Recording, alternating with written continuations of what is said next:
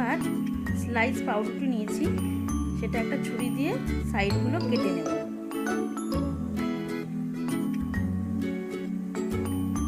দেখুন কীভাবে কাটছি, এভাবে কাটবেন।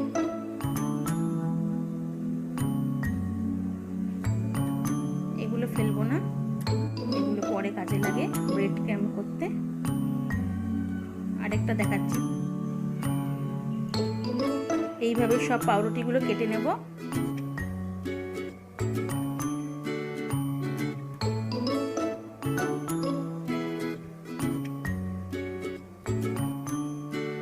সবগুলো কেটে নিয়েছি। এবার দেখুন কি করি, পাউরুটিগুলো বেলুন চাকির মধ্যে নেব, নিয়ে পাতলা করে বেলে নেব। কিচ্ছু দেব না, জল টল, এমনি শুকনোই